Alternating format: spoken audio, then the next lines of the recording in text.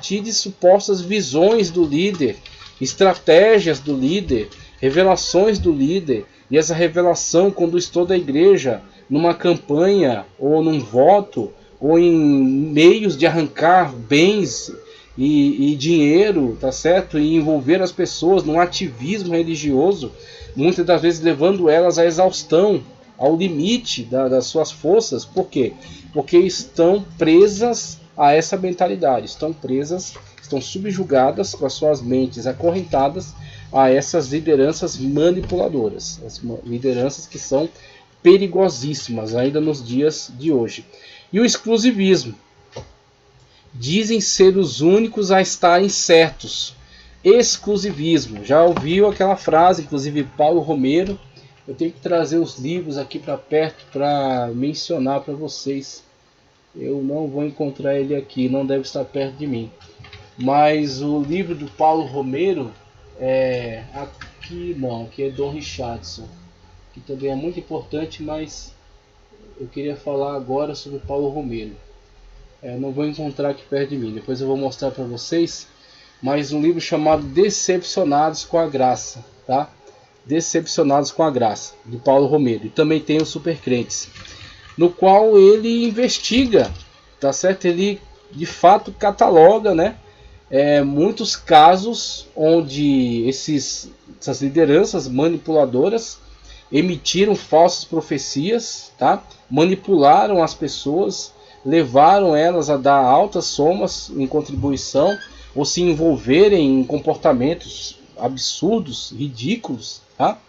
Por quê? Manipulação mental, e essa ideia exclusivista de que só eles tinham uma revelação superior, uma revelação especial, uma nova unção, tá certo? Uma nova profecia, e que a partir daí eles se tornavam líderes exclusivos, detentores aí de um poder excepcional, de um contato especial com Deus, de uma autoridade que é sobre todos os outros demais. Então você tem, a partir dessas ideias exclusivistas, essa manipulação, tá certo? E esse domínio sobre as mentes, e essa mentira, né? Quando eles atraem, eles concentram toda a possibilidade de salvação no seu movimento, e não na pessoa bendita de Cristo Jesus. A salvação não está nem em ideias.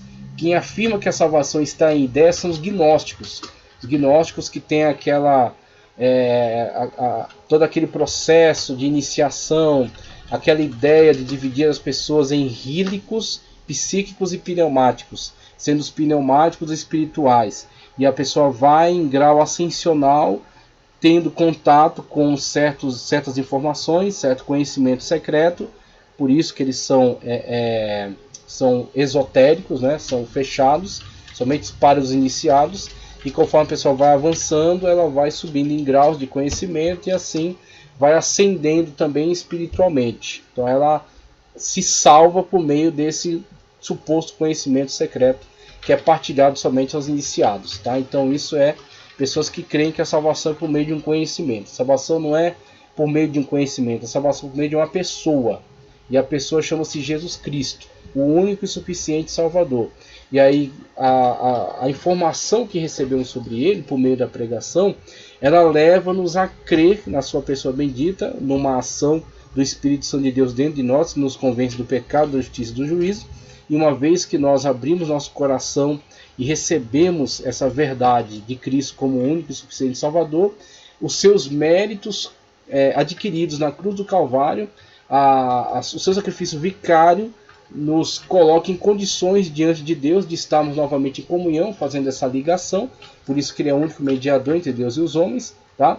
Proporcionando a nós então salvação no seu santo nome. A salvação é numa pessoa, na pessoa bendita de Cristo, e não através de práticas que são estipuladas por certos movimentos religiosos, nem através da adesão a determinado grupo, tá? Nem através de conhecimentos secretos que são partilhados. A salvação está na pessoa bendita de Jesus Cristo, tá? Então, pertencer ao corpo de Cristo é estar ligado a Ele, é estar em comunhão com Ele. E você pode estar em comunhão com Ele em diferentes denominações, desde que essas denominações sejam ortodoxas, tenham respeito para com aquilo que é a revelação das Sagradas Escrituras, tá? Então elas recebam as Sagradas Escrituras em sua integralidade e tenham reverência, tenham respeito por ela e vivam conforme ela, independentemente da denominação, ok? Por isso que a salvação não está em denominações, a salvação está na pessoa bendita de Cristo Jesus. Assim cai por terra essas alegações do exclusivismo. Nós rejeitamos essas alegações do exclusivismo. Aí, voltando aqui para a apostila, né, eu queria aproveitar aqui esse quadro que é muito importante para nós discutirmos todas as questões. Mas a apostila fala o seguinte: por que as seitas são atraentes? Tá? Por que as seitas são atraentes? Aqui na página 18. Página 18 da sua apostila. A seita satisfaz várias necessidades. Psicológica, tá? Alguém pode ter uma personalidade fraca, facilmente manipulável, tá? Emocional, a pessoa pode ter sofrido um trauma emocional recente ou no passado. Intelectual, o membro tem perguntas que esse grupo responde. A seita dá aos seus membros a aprovação, aceitação, propósito e uma sensação de pertencer a algum grupo.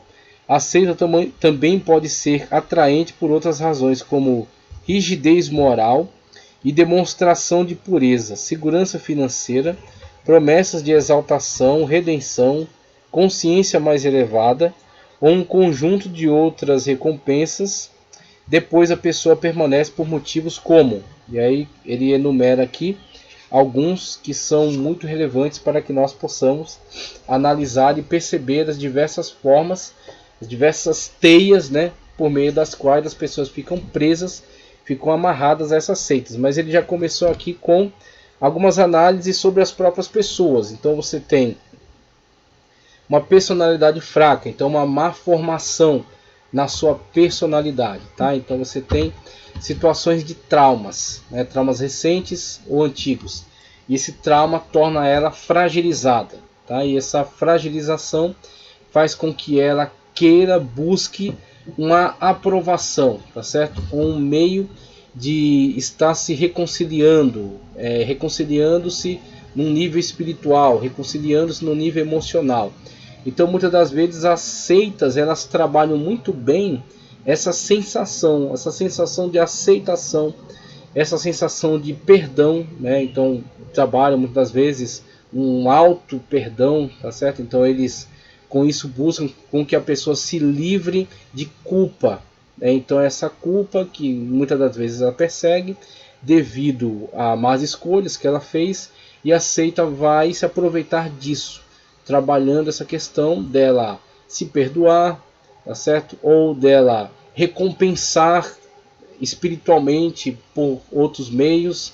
Então você vai, por exemplo, em sessões espíritas, onde a pessoa teve esse rompimento brusco e muitas das vezes ela não teve a oportunidade de dizer certas coisas, de se reconciliar com aquela pessoa, e a grande proposta é um contato com ela. E aí nesse contato que é oferecido, a Sagrada Escritura deixa muito claro para não buscarmos esse contato. Ela reprova a necromancia, tá certo? A tentativa de comunicação com pessoas mortas, porque conforme a verdade bíblica, as pessoas que partem desse mundo, elas vão para um âmbito espiritual que não permite um contato com os vivos, tá? Então elas estão no que a Sagrada Escritura chama no Antigo Testamento de Sheol e no Novo Testamento de Hades, tá? Então é o mundo espiritual dos mortos. Elas partem para esse lugar e não conseguem mais estabelecer uma comunicação com os vivos. O que temos no mundo da atualidade, no mundo em que vivemos, é uma situação em que você tem os seres humanos e em torno desse convívio dos seres humanos, seres espirituais. Seres espirituais angelicais, tá certo? Que estão do mundo de Deus, que são servos de Deus, tá certo? Criados por Deus, mas também seres espirituais caídos, que perderam essa comunhão com Deus e que estão então imbuídos dentro desse processo de tentação, dentro desse processo de tentar seduzir o homem para propostas de destruição, para afastar-se mais da presença de Deus, porque são seres espirituais caídos, tá? São demônios que seguiram Satanás na sua queda.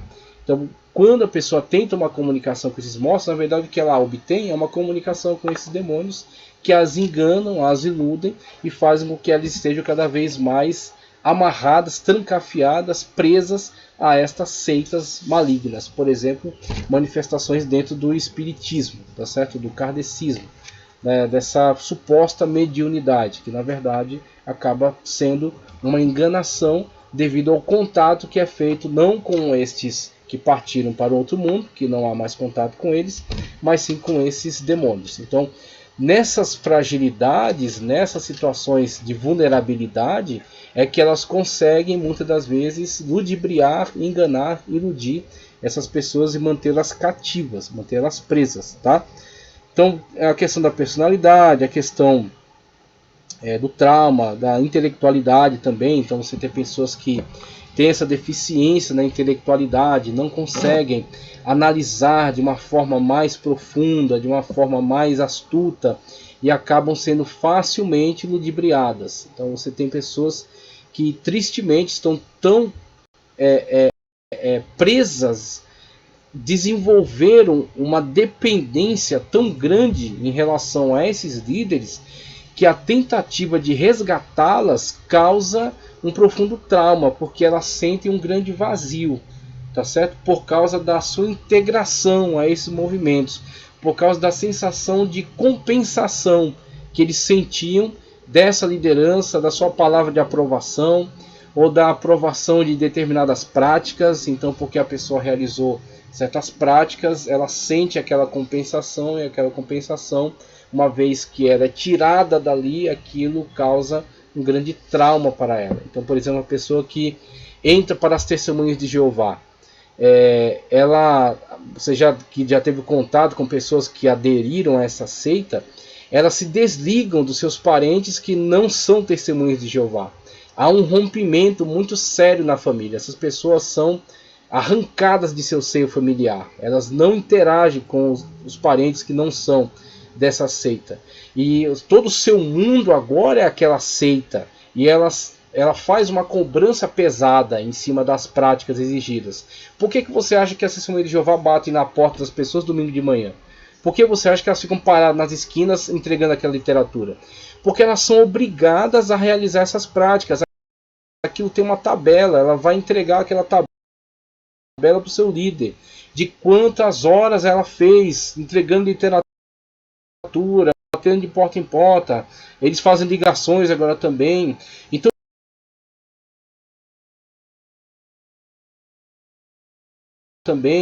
Então existe uma pressão intelectual, uma pressão mental em cima dessas práticas. Eles acreditam que entregando aqueles relatórios, fazendo toda aquela carga horária, eles obterão a sua salvação disso. O espírita, quando faz boas obras, ele está tentando obter com isso uma evolução espiritual, para que em outras encarnações ele venha como seres mais elevados, até que eles saiam desse plano. Eles estão buscando sempre uma tentativa de compensação, de retribuição, de contentamento, tá certo? Então eles criam essa dependência. Não há liberdade como há liberdade em Cristo Jesus. Se o Filho do Homem vos libertar, verdadeiramente sereis livres. O crente faz obras não para ser salvo, mas porque ele é salvo. É como resultado. A sua salvação está na pessoa bendita de Cristo Jesus. O seu perdão em Cristo é total. Tá certo? A sua liberdade é plena. Ele é tão livre que ele é livre inclusive para sair. A pessoa pode abandonar o Evangelho sem quaisquer retaliações. O problema é que, abandonando o Evangelho, ele abandona a salvação da sua alma. Então é a realidade. Mas ele não será perseguido, ele não será coagido. Cristo disse: quem quiser vir após mim, tome a sua cruz e siga-me. O próprio Cristo, o Senhor, o Salvador, ele disse: quem quiser vir após mim, tome a sua cruz e siga-me. Ele não está coagindo ninguém a segui-lo. Mas se a pessoa quiser salvação, é somente através dele. Aí precisa segui-lo. Aí tem que tomar a sua cruz e segui-lo. Mas existe esta questão dessa cadeia intelectual, emocional, que é gerada dentro desses movimentos sectários. Olha a lista que ele passa aqui, ó. Dependências. Pessoas querem frequentemente ficar porque a seita vai de encontro às suas necessidades psicológicas, intelectuais e espirituais. Psicológicas, intelectuais e espirituais. Agora, quem cria essa dependência? A própria seita. Tá? Que a pessoa não seria nada sem aquela seita, que a pessoa não tem vida própria, ela não tem inteligência para analisar as coisas, somente através da revelação do líder, somente através das visões do líder, ela não consegue analisar as coisas por si mesma, ela não consegue ter uma vida fora daquela seita, então cria toda uma pressão mental para que a pessoa esteja dependente daquela seita. É uma droga, tá certo? A pessoa de fato está inebriada por aquela droga e ela precisa cada vez mais daquilo. Então ela, primeiro o traficante, né, a pessoa que está aliciando pessoas, ele oferece aquilo gratuitamente, a pessoa aprova, daquilo vem uma satisfação, tá certo? Vem um prazer e daquele prazer a pessoa agora quer mais e para obter mais, ou ele vai comprar ou ele vai vender para poder obter uma parte e continuar a sua prática, uma vez que ele foi viciado. Então é um tipo de droga, uma droga mental, tá? A pessoa fica presa dentro desse ciclo, ela quer cada vez mais e o líder a mantém sempre presa naquela dependência. Olha, se você sair daqui, você não é ninguém, você não é nada, você não vai conseguir sobreviver. Por quê? Para que a pessoa se mantenha sempre dentro daquela dependência e ela quer sempre ser aprovada. Ela fica que nem um cachorrinho abandonando o rabo, querendo que o líder a aprove, a ame, a aceite, tá certo? Que ele sempre a recompense com esse tipo de coisa, sendo que o Evangelho nos ensina que a nossa recompensa vem de Deus e não dos líderes, vem de Deus e não de uma instituição, ok? Então você participa de se está dentro de uma igreja, está num hall de membros, está trabalhando para Cristo ali dentro daquela congregação, mas a sua aprovação vem de Deus e não da liderança. E agora essas pessoas não, elas precisam da aprovação de suas lideranças, precisam que elas de fato a reconheçam e a aprovem, e a sua gratificação vem disso. Isolamento. O contato com pessoas de fora do grupo é reduzido, é o que eu falei da Testemunha de Jeová. Quem tem parentes Testemunha de Jeová sabe muito bem do que eu estou falando. A pessoa se isola. Se você tenta estabelecer uma ponte de diálogo, ela é hostil. Ela sempre vai tentar te combater, ela não vai falar amigavelmente, ela não vai analisar as coisas intelectualmente, friamente, ela vai sempre analisar de forma emotiva e te encarando sempre como um opositor, tá? Então a pessoa sabe que de fato há esse isolamento, a pessoa é isolada de todos os demais da sociedade, ele fica presa dentro daquela instituição, o mundo dela é somente aquelas pessoas daquela instituição. Reconstrução cognitiva ou lavagem cerebral, uma vez que a pessoa é doutrinada, os processos de pensamento deles são reconstruídos para serem conscientes com a seita e ser submissos aos seus líderes. Isso facilita o controle pelos líderes da seita. Então, com isso, o que eles estão fazendo? Eles estão, de fato, reprogramando cognitivamente a pessoa para que tudo aquilo que ela havia recebido como informação seja desacreditado. Mesmo que depois eles passem a mesma informação, mas de outra maneira. Mas agora você recebe a informação apenas daquela seita. Você recebe somente o que aquela seita diz é verdade. Somente o que aquela seita diz é coerente, tá? Então eles vão contraditar todas as outras fontes, descredenciar todas as outras fontes de informação e somente o que vier a partir daquela seita é verdade. E aí cito novamente Testemunhas de Jeová.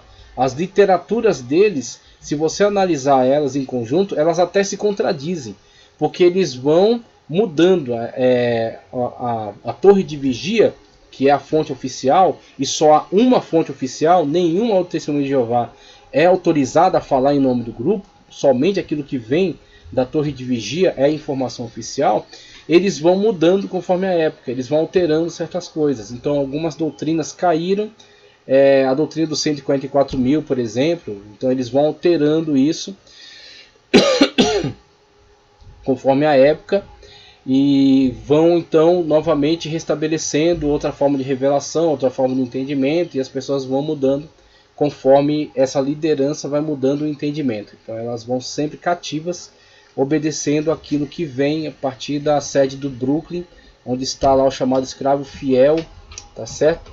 Que é um grupo de pessoas que pensa as doutrinas da Torre de Vigia, que vai emitir os livros onde vão estar presentes então a sua forma de pensamento em relação a diversos assuntos.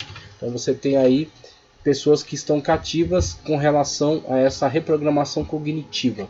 A sua informação só vem daquela fonte. Aquela fonte é a única verdade. Tá? Substituição. A seita e os líderes ocupam frequentemente o lugar de pai, mãe, mentor, discipulador, pastor, professor. E aí gera um relacionamento abusivo. Um relacionamento extremamente abusivo. Porque a pessoa ela não tem liberdade. Não há assim uma alçada de envolvimento, né? Então, olha, o que é da alçada do pastor? O que é da alçada do professor? O que é da alçada do juiz? Então, em questões jurídicas eu consulto meu advogado. Em questões religiosas eu falo com meu pastor. Em questões intelectuais eu tenho um orientador, um professor. Não, tudo é da seita. Tudo vem do líder. Tudo vem daquele grupo, tá? Então aquele grupo se mete em tudo na sua vida. Você vai ver, por exemplo, uma grave questão entre os mormons, que é o casamento poligâmico, né? A poligamia. A poligamia que era incentivada, que era praticada por Joseph Smith. Outros líderes adotaram também essa poligamia. E isso foi muito difundido, até que os Estados Unidos combateu bastante. Eles tiveram que buscar uma área dos Estados Unidos para se isolar, para continuar praticando essa poligamia. Então, um homem só casava-se com várias mulheres, tá? E isso foi durante muito tempo combatido, perseguido, até que hoje isso é praticado, mas com muita dificuldade, tá certo? Mas, de fato, esses líderes, eles invadem todas as áreas da vida da pessoa. Eles invadem todos os setores, então não há um setor da vida em que seja privativo dela, que as decisões sejam somente dela. Não, o líder invade todas as áreas, com quem ela vai casar, onde ela vai trabalhar, quais são as suas preferências e tudo mais. Tudo isso vai sendo dominado por essas lideranças. Toda a sua vida está cativa desse movimento, e ela vai sendo manipulada, vai sendo meio que um marionete na mão desses líderes. Então esse é o grande risco. Pessoas que se encontram nessa situação, de fato, estão cativas, elas são escravas, tá? Elas são escravas, de fato, dessa liderança. Obrigação, o membro fica endividado emocionalmente com o grupo e muitas das vezes financeiramente. Então tem essa situação também, devido a essa invasão, né, que esse grupo promove em relação a todas as áreas da vida de seus membros, há essa dependência, tanto emocional, que eles sentem como que uma dívida, né, para com esses líderes, porque tudo aquilo que foi feito supostamente é para seu bem.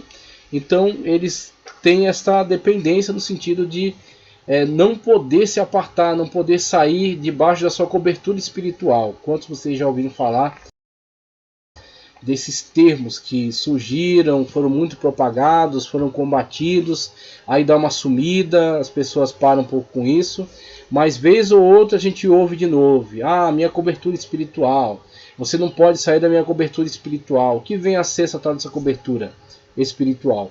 Se não um grande guarda-chuva de autoridade desse líder, sob o qual as pessoas precisam se abrigar, porque senão elas estarão expostas a diversos ataques no nível espiritual, e elas não podem se proteger dele, porque a sua proteção está naquele líder. Veja que a sua proteção não está em Cristo, a sua proteção não está no poder de Deus que foi concedido a ela, na presença do Espírito Santo que está dentro dela. Não, a proteção está naquele líder, naquela pessoa, no magnetismo que ele exerce, no carisma que ele tem, tá certo? No poder que ele tem. Então as pessoas estão presas ao líder, elas idolatram ele, estão em torno dele. Então você tem toda essa situação na qual ela fica presa, ela tem obrigações no nível emocional e financeiro até, porque existem alguns que de fato tomam conta de todas as áreas da vida, inclusive a área financeira. Culpabilidade, que é o item F aqui da página 19, é dito para a pessoa que sair da seita é trair o líder, seu Deus e o grupo. É dito também que deixar o grupo é rejeitar o amor e a ajuda que o grupo lhe deu. Então, existe essa situação na qual ela se sente cativa pela culpa. Então, se ela abandona o seu líder, ela está sendo ingrata, né? Está demonstrando ingratidão, e essa ingratidão gerará graves consequências de condenação, por exemplo, né? Então, ela será condenada ao inferno por ter abandonado. E muitas das pessoas que relatam dificuldades para sair, por exemplo, da Adventista do sétimo dia, eles alegam que de fato sofreram essa coação no sentido de serem reputadas agora como apóstatas